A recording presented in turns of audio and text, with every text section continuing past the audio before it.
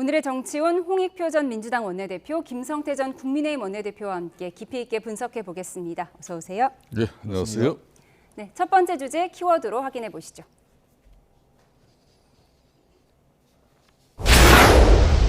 영장 창작. 계엄 1년을 하루 앞두고 추경호 당시 원내대표가 구속영장 심사를 받고 있습니다. 앞서 국회에서는 창작된 영장이라고 비판했는데 오늘 심사 출석 장면 보고 오시죠. 오늘 정치적 편향성 없이 법원의 공정한 판단을 기대합니다. 이상입니다. 윤 전 대통령으로부터 계엄을 저 계엄 언제부터 하셨습니까? 구속 여부는 오늘 밤 늦게나 내일 새벽에 나올 것으로 보이는데 정치권 전망은 엇갈리고 있습니다. 원내대표 혐의는 사실 개인 비리 차원이 아니지 않습니까? 인용되는 게 당연하다 이렇게 생각을 합니다. 뭐 기각된다고 해서 그 자체로 면죄부가 될 수 없다. 계엄 해제는 다음 날. 추경호 전 원내대표가 당시에 의원님을 노려봤다. 그때 같이 노려봤어요. 의원님 먼저 노려봐서 노려보신 거 아니야? 그럴 수도 있어요. 저는 추경호 원내대표한테 매우 화가 나 있었기 때문에 어떤 이론의 여지 없이 기각될 사안이다라고 생각하고 있습니다. 조은석 특검 이런 사람들은 이번 정부의 감사원장을 노리는 거죠. 그런 거 노리면서 그래도 한번 칼춤 한번 쳐봐 라고 하는 그런 모양새지 않습니까? 추경호 당시 원내대표는 대단히 정치적으로 잘못한 사람이에요. 그런데 그거는 어디까지나 정치적인 오류고요. 예. 그게 특검의 구속영장 청구의 법적인 요건이냐 절대 아니라는 거죠. 추경호 의원의 구속 전 피의자 신문이 지금 진행 중인데 법원으로 들어가는 그 모습, 표정 어떻게 보셨습니까? 지금 심경이 어떨까요? 굉장히 복잡하겠죠. 그 당시에 자신이 했던 행동도 본인이 누구보다 더 잘 알 것이고 지금 현재 처한 당과 자신의 상황에 대해서 일단은 굉장히 복잡하고 착잡한 심정 아닐까 생각되고 얼굴 표정에서도 그런 게 드러납니다. 좀 긴장돼 있는 것 같기도 하고요. 최근에 일부 언론에서 드러난 상황을 보면 특검에서 지금까지 드러난 것 말고도 좀 일부 있는 것 같다. 일부 언론에서는 국민의힘 의원 중에서도 투표를 사실상 방해받았다는 이런 뉘앙스의 진술을 했다는 일부 언론 보도가 나오기도 했지 않습니까?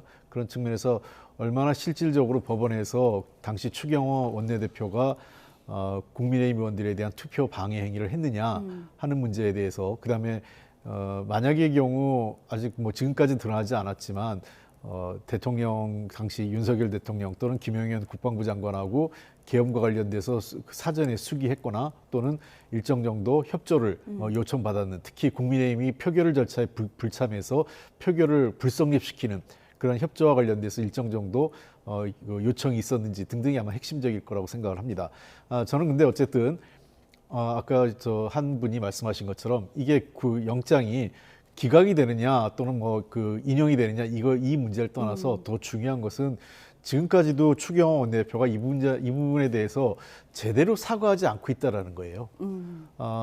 저는 특히나 잘못된 행동은 몇 차례 왔다 갔다 해서 실제로 국민의힘 의원들이 다수가 제대로 표결에 참여를 못했다는 것 첫 번째고, 두 번째 본인도 그 당시에 원내대표실에 있었어요. 몇몇 의원들, 원내대표 의원들하고 그 의원들조차 대여섯 명 있었는데 본인과 그 대여섯 명이라도 참여했으면 아마 이런 일이 없었을 거예요. 그러나 끝까지 불참으로 인해서 이 부분에 대해서는 저는 추경호 의원이 사법적 책임 이전에 정치적으로 굉장히 큰 잘못을 저질렀고 국민께 사죄해야 된다 생각을 합니다. 그러니까 구속이 되지 않더라도 면죄부가 아니다 이 예. 말씀을 해주신 것 같습니다. 결국 드러난 건 계엄 선포 이후 1시간 반 동안 의원총회 장소를 3차례 바꿨다 이 부분인데 오늘 지금 영장심사에서 어느 부분이 핵심 쟁점이 될 걸로 보세요? 아무래도 이제 계엄 해제 의결 표결에 추경호 전 국민의힘 원내대표가 그걸 조직적으로 그걸 갖다 방해했다. 이런 이제 특검의 이제 기소 요지지 않습니까?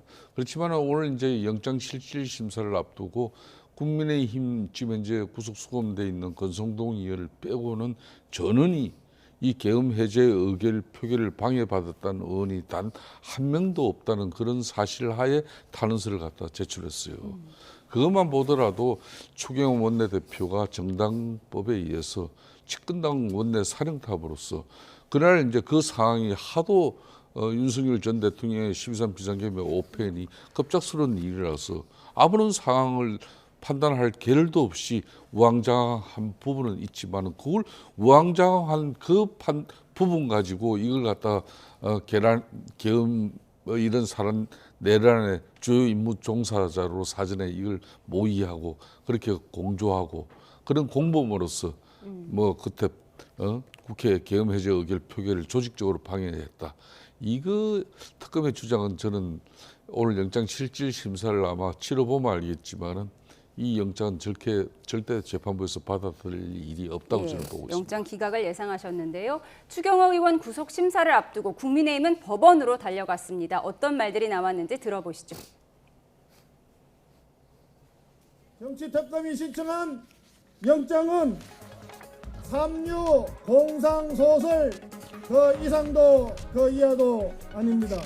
국내의 관시법에 불과한 허위입니다. 추경호 다음은 국민의힘이 될 것입니다. 그리고 그 다음은 국민이 될 것입니다. 의원 전원 명의로 영장 기각을 요청하는 탄원서도 냈습니다. 다만 추 의원 구속에 반대하는 이 단일 대오와는 별개로 계엄 1년인 내일 대국민 사과와 윤석열 전 대통령과의 절연 메시지를 낼 건지를 놓고는 여전히 엇박자가 나고 있습니다. 들어보시죠. 과거에서 벗어나자고 외치는 것 자체가 여러분 그것이 과거에 머무는 것입니다. 사과를 해봤자 국민들에게 어떤 최소한의 다가섬이 있겠느냐. 과거에 무슨 박근혜 대통령도 천막 당사를 하면서 어떻게 보면 뭐 회초리 맞는 퍼포먼스라도 하고 그런 때가 오겠죠. 하지만 당내 소장파들은 사과는 국민들이 받아줄 때까지 계속해야 한다고 목소리 높이고 있습니다. 우리 당에는 지금 박근혜 전 대통령과 이명박 전 대통령의 사진도 걸려 있지 않아요. 네. 그분들이 형사처벌을 받았다는 이유겠죠. 그러면 윤석열 전 대통령은 뭡니까? 그렇게 잘못한 것들을 감싸고 돌려고 하는지 저는 이해를 할 수가 없습니다. 네, 국민의힘의 법원 앞 규탄대회, 민주당 졸개, 저열하게 짓는다 이런 강도 높은 표현들이 등장을 했는데 장동혁 대표 어제는 과거에서 벗어나자고 하는 것 자체가 과거에 머무는 것이다 이런 주장을 했습니다. 그럼 따로 대국민 사과 메시지 안 낼 거라는 걸까요? 글쎄요, 뭐 어떤 입장을 낼지 모르겠지만 입장을 설사 내더라도 그 일반 국민들의 눈높이에 충족될 수 있는 그런 수준은 되지 않을 것 같습니다. 현재 국민의힘 자체가 굉장히 내적 혼란에 빠져 있고 뭐라 할까요? 지금 자신들의 생각과 말과 행동이 다들 지금 불일치한 상태라고 보입니다. 뭐 적절한 비유인지는 모르겠지만 제가 그런 얘기를 한번 드리고 싶어요. 윤석열 대통령의 지금 비상계엄 행위와 그다음에 탄핵은 1년에 하나의 과정으로 봐야 되는데 이것을 애써 분리하면서 자꾸 이 문제가 꼬이는 겁니다. 뭐 극단적인 하나의 사례를 들면 우리가 음주운전을 했을 때 중대한 사고가 발생하면 면허 취소를 하잖아요. 근데 이거보다 훨씬 중대한 행위를 했죠. 어쨌든 그 비상계엄을 했든 음주운전에 해당한 그 이상의 행위를 했는데 그로 인해서 헌법재판소로부터 탄핵을 갖고 파면을 당한 겁니다. 근데 비상계엄은 잘못했는데 탄핵은 찬성할 수 없다. 이러면서 스스로의 논리적 모순에 빠져버린 거예요. 저는 지금 그러다 보니까 더 나아가서 어떤 일이 발생하냐면 탄핵이 잘못됐으니까 비상계엄도 정당하다고 얘기하는 상황까지 가게 되는 거죠. 저는 이번 기회에 시간은 더 이상 없다고 생각합니다. 1주년 되는 시점에 이 사건과 관련된 국민의힘이 선을 긋고 대국민 사과를 하고 용서를 구하는 행위를 하지 못한다면 저는 굉장히 두고두고 국민의힘이 이 굴레에서 벗어나긴 어려울 것으로 생각합니다. 예, 어제 나경원 의원은 추경호 의원 구속 여부에 따라 사과의 수위도 달라질 수 있다 이런 얘기를 했는데요. 이와 반면에 이제 소장파 의원들은 따로 별도의 메시지를 낼 수 있다. 그 규모가 20명 정도 원내 교섭단체 수준이 될 수도 있다 이런 얘기도 하고 있고요. 어떻게 보십니까? 뭐 다양한 입장이 있을 수밖에 없어요. 당시에 또 집권당이었기 때문에 다양한 또 정치적 어떤 그런 스펙트럼이 존재하는 그런 정당이죠.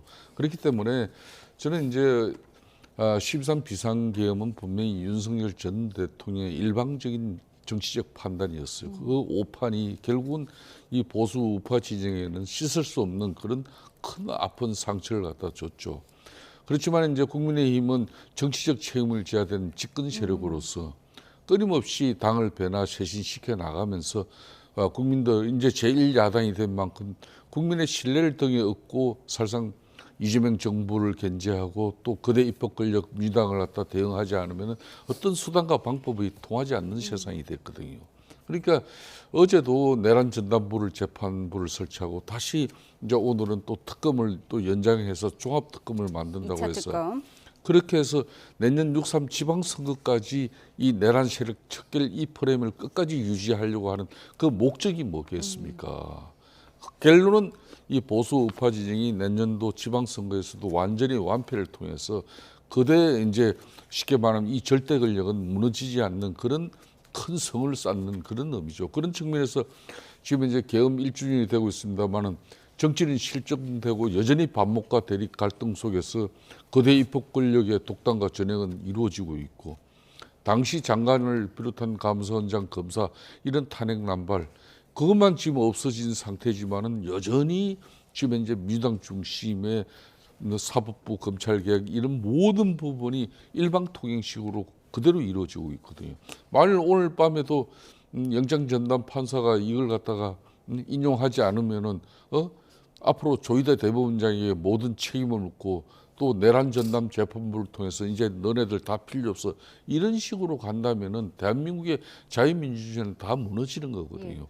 그런 측면에서 이제 국민의힘은 다양한 어떤 판단이 있습니다만은 저 개인적으로는 어떤 경우든 민주당을 바라보는 게 아니라 국민들을 바라보는 제1야당의 정치는 끊임없이 작년 12.3 비상계엄에 대한 냉철한 우리들의 판단이 있어야 되는 것이고 그건 자정 노력과 우리의 성찰, 그 잘못에 대한 올곧이 책임을 지는 그런 집권 세력으로서의 변화된 모습 이게 무엇보다 중요하죠. 예, 내일은 계엄 1년이자 지방선거를 6개월 남긴 시점이기도 한데요. 다음 키워드에서 이야기 이어가겠습니다.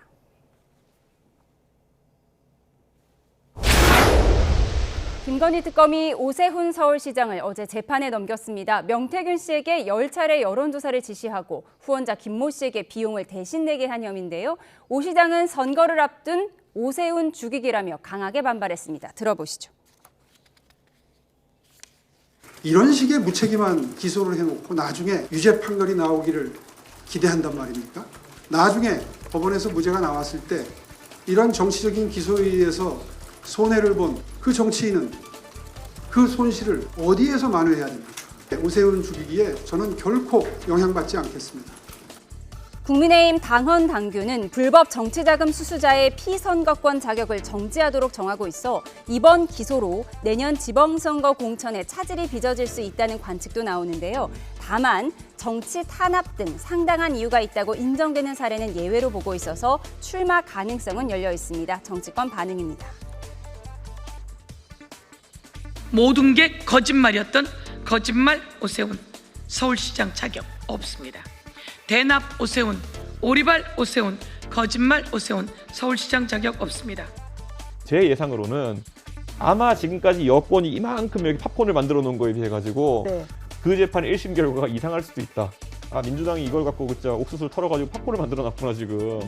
팝콘도 이 옥수수 하나 이만큼 만들어 놓은 거예요 지금. 네, 오 시장은 오세훈 죽이기라며 정면 돌파 의지를 밝혔는데요. 서울시장 선거를 준비하시는 홍익표 의원님 어떻게 생각하십니까? 사실 오 시장이 수사받고 있는 건 다 알려진 사실이었는데 어제 재판이 넘겨진 것 자체가 서울시장 선거 판도에 영향을 줄 거라고 보십니까? 글쎄요. 뭐 사실 오리지널 예상됐던 일이어서요. 대체로 오세훈 시장과 관련된 의혹, 그다음에 여러 가지 혐의와 관련돼서 제일 많은 예측이 기소는 대대 불구속 기소가 될 것이라는 게 예측이었고 결과는 예상대로 이렇게 됐습니다. 왜냐하면 이 내용은 뭐 그 자세히 설명할 필요는 없지만 아까 말씀하신 대로 오세훈 시장의 오랫동안 정치적 후원자고 후원회장도 했던 김모 씨가 한 3,300만 원의 그 대납, 그 비용을 여론조사 비용을 대납했다는 건데 사실은 왜 대납했는지가 석연치 않은 건 사실이고요. 그리고 실제 오세훈 시장 핸드폰을 검색했던 결과 6차례에 걸쳐서 관련된 선거 결과가 카톡으로 전달됐다. 이건 확인됐거든요. 그런 측면에서 이 문제는 나중에 가면 증거와 증언에 따른 그 재판 결과가 있을 거라고 생각을 합니다. 다만 현재까지 봐서는 오세훈 시장이 국민의힘 후보로 서울시장 후보로, 그러니까 물론 내부 경선을 해야겠지만 경선에 출마하는 것 자체는 문제는 없어 보여요. 불구속 상태고 아마 국민의힘 내부적으로도 경쟁력이 있는 몇 안 되는 단체장이기 때문에 후보이기 때문에 당원 당규를 적극적으로 활용해서 아마 그 후보로 낼 가능성이 있고, 다만 어쨌든 국민들께서는 그 판단하시겠죠.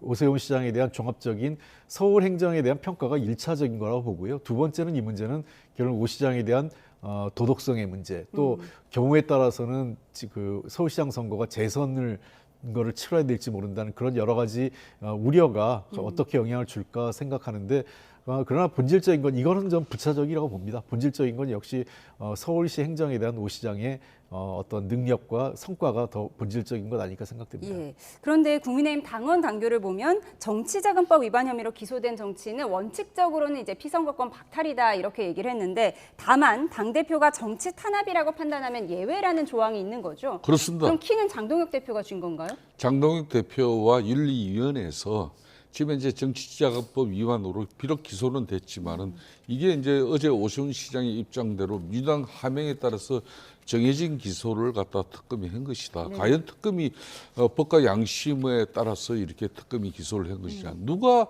이렇게 내년 6.3 지방선거를 불과 6개월 앞두고 유력한 서울시장 국민의힘 제1야당의 가장 경쟁력 있는 후보를 이 기소하는 것은, 그건 내년 6.3 지방선거에서 이렇게 쉽게 말하면 경쟁력을 떨어뜨리기 위한 그런 특검의 정치적 고도의 판단 아니라고 누가 이야기할 수 있겠습니까?